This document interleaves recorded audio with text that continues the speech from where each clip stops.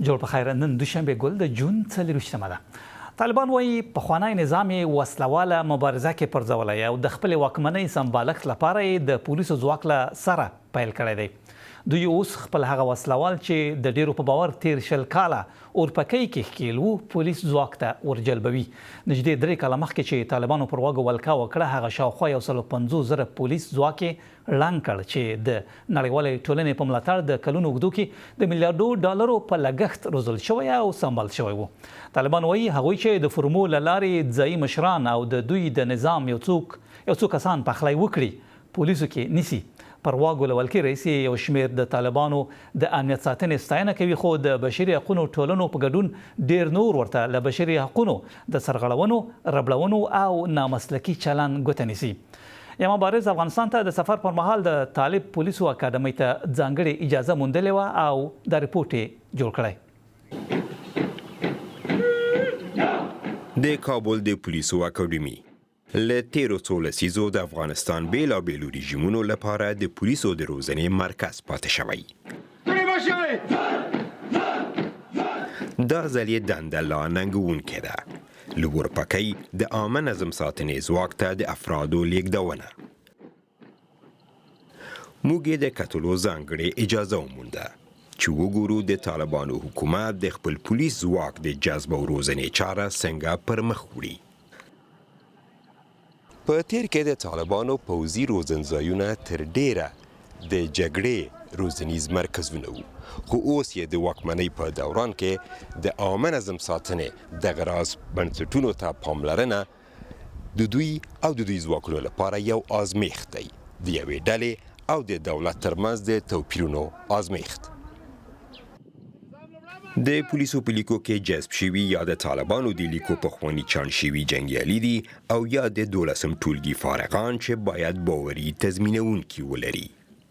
د دوی کورنۍ اهمیت لري، د دوی د منطقې وکیل گذر یا وکیل اهمیت کې لري او په نظام یا دولت کې که یو دوه کسان داسې وي چې هغوی پوه سي چې دوی د وړتیا داسې ده، دغه مختلف هغه په هغه فورم کې درج شوي دي او د هغه فورم د ډکولو ځینې وروسته موږ دوی تضمین په ډېر سهولت سره قبلوو. یعنې هغه لارې د دوی د بندېدو دپاره نه بلکې د دوی د تصفیې دپاره وضع کړي دي.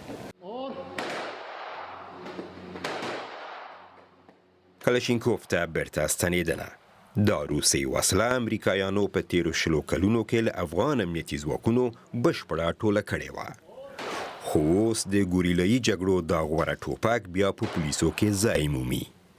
افغانستان کې چې اوږده جګړه یې کتلې ښایي د ټوپک کارونې روزنې ته ډېره اړتیا نه وي، خو هغه څه چې د طالبانو حکومت ته اړین دي په سوله ییز ډول او پولیسي هنر د عامه نظم ساتنه ده.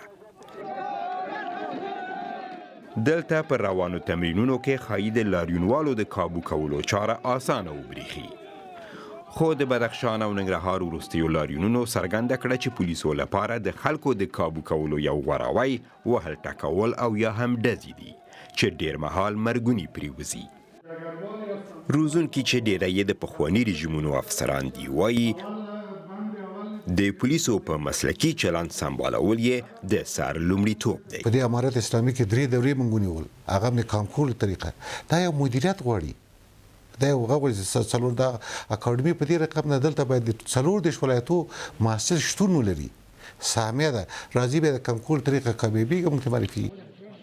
دغه پخوانی طالب جنګیالی چې اوس د کابل د امنیه قومندان ویان دی یو له هغو وګړو دی چې د پولیسو د مسلکي تابع څارنه کوي.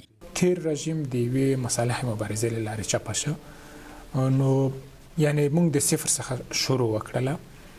د پولیسو په برخه کې موږ ډیر پرمختګ کړی دی. لومړی کې یونیفورم نه موجود، بیا وروسته د مشران له لوري یونیفورم ورته ورکړل شو، رنګ ورته تشخیص شو، په ټولو پولیسو پسې وویشل شو. نو الحمدلله زه چې څومره ګورم په داخل د نن کابل کې زموږ د کابل امنیه قومندانۍ اړوند ټول پولیس په یونیفورم باندې سمبال دي. د دې تر شا تعقیبي ټیمونه کمیټې هم لرو چې څوک هم یونیفورم نه پرتن کوي، هغه پوښتل کیږي، د هغې څخه پوښتنې کیږي. د طالبانو په لیکو کې تر ډیره تشریفات نشته، خو د یو معیاري امنیتي ځواک رامنځته کولو لپاره د پوځي پروتوکول پلي کولو ته اړ دي.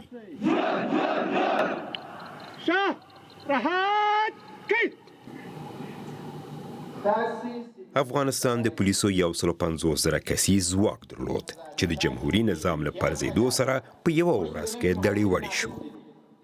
اوس نوي واکمنان په همدې بنسټ کې بیا له سره د افغان پولیسو د یو نوي ځواک پر روزنې پیل کړی. داسې بریښي چې اوږده او ننګونکې لاره یې مخې ته پرته ده. یما بارز ریپورت چمتو کړی و. له کابله د طالبانو کورنۍ چارو وزارت ویاند مفتي عبدالمتین قانع را سره ملګری شوی دی. ښاغلی قانع، ستړی مه شئ. لکه تاسو چې زموږ د همکار ریپورت کې ښایي اورېدلي وي، پخوا 1.5 افغان پولیس ځواک روزل شوی و. هغه پولیس اوس هم ستاسو د پولیسو په ځواک کې شته؟ نیت مو څه دی؟ څومره پولیس ځواک باید ولرئ؟ حامد او مصلی او بعد لمړی ټولو تاسو ته او د تاسو درنو محترم ولیدونکو ته او تخنیکي ټیم ته سلامونه او نیکې هیلې وړاندې کوم او امیدواره یم چې په خیر او عافیت او سلام خوشحال لره. واقعا چې په افغانستان کې اوس کورنۍ چارو وزارت الحمدلله پولیس ځواکونه په ټول هیواد کې الحمدلله ورځ تر بلې مسلکي کیږي او تشکیلات هم د اړتیاو او د نظمندیو په اساس الحمدلله ټاکل شوي دي. یعنې تورم هم نشته او کمی هم نشته. خو اوس د وزارت داخله په چوکاټ کې د پولیسو ځواکونو تقریبا کم او ډیر 300 زره ته رسیږي. البته اوس هم ګورو چې که چیرې اړتیا لیدل کېدل دا کېدای شي تشکیل زیات شي او کم هم امکان لري د تورم د مخنیوي په اساس. نو الحمدلله اوس پولیسو ځواکونه توانېدلي دي چې دغه تشکیل په اساس وتوانېدل چې په ټول هیواد کې الحمدلله سرتاسري امنیت تامین کړي، نظم تامین کړي. الحمدلله په ټول هیواد کې ښه امنیت تامین دی، نظم تامین دی. تاسو ورځ وړاندې ولیدل چې اختر چې زموږ د یو له مهمو ملي او مذهبي ورځو کې وو چې الحمدلله په ټول هیواد کې یو ټک هم ونسو. نو دا وجه دا و چې الحمدلله پولیس ځواکونه مسلکي شوی دی. وزارت داخله خپل اوږدمهال ستراتیژیک پلان لري په هر امنیتي برخه کې، د مخدره توکو پر وړاندې مبارزې په برخه کې، په هر برخه کې الحمدلله د هغه په ستراتیژیک پلان په اساس الحمدلله تشکیلات او ټول موضوعات د وزارت داخله او د پولیس ځواکونه تعیین کیږي او ورځ تر بلې پیاوړي کیږي.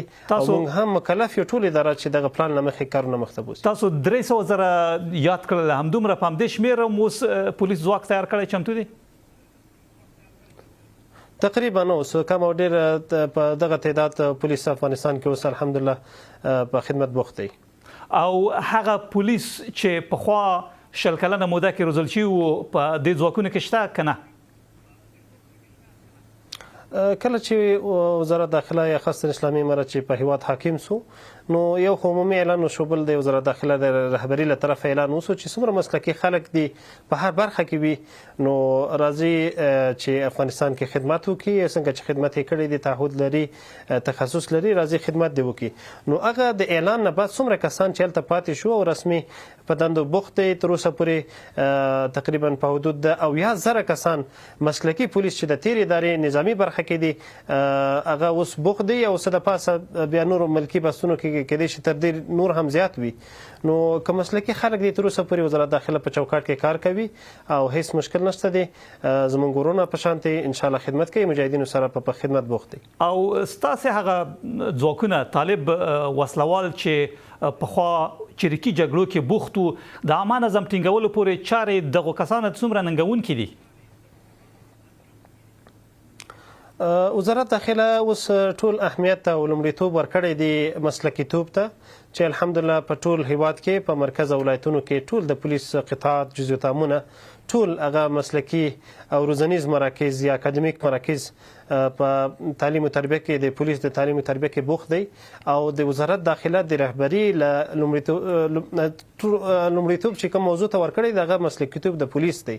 تاسو ګورئ چې په هیواد کې الحمدلله ورځ تر بلې پولیس مسلکي کیږي او ډېرې حده پورې یونیفورم هم الحمدلله لري او کوم ارزونه پیغامونه چې وزارت داخله رهبری ته رسیدلی دي د مختلفو هیئتونو د لارې نه، هغه هم دا وایي چې د پولیس د مسلکیتوب او د هغوی د ښه تعامل د وجې نه ولس هم همکار دي، هم خوشحال دي.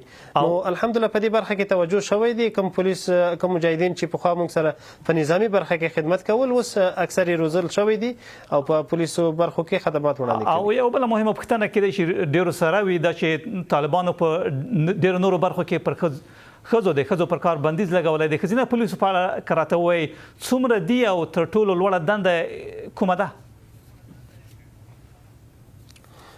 تقریبا څه کم او ډېر یعنې زر نه کېدای شي ډېر ښځینه کارمندان یا پولیس په وزارت داخله په چوکاټ کې کار کوي، ځکه چې افغانستان یو اسلامي ټولنه ده. دلته خلک اړتیا لري چې د ښځې خدمات ښځې دې وړاندې کړي او نارینه دې نارینه ادا کړي. نو اوس موږ په پاسپورت برخه کې ځینې بازرسۍ په برخه کې ځینې تلاشیانو کې په پاسپورت کې په عامه خدمات کې په هره برخه کې جنایي برخو کې هم موږ ښځینه کارمندان یا پولیس لرو چې اړوند وظایف دوی اجرا کوي او څومره چې اړین لیدل کېږي دغه تشکیل کېدای شي زیات شي د ښځو پولیسو. او الحمدلله چې اوس چې کوم تشکیل شته دی دا هغه زموږ ضرورتونه پوره کړي دي. ډېر زیاته مننه. د طالبانو کورنۍ چارو وزارت ویان مفتي عبدالمتین قانع و چې د BBC کابل سټوډیو سره خبرې کولې.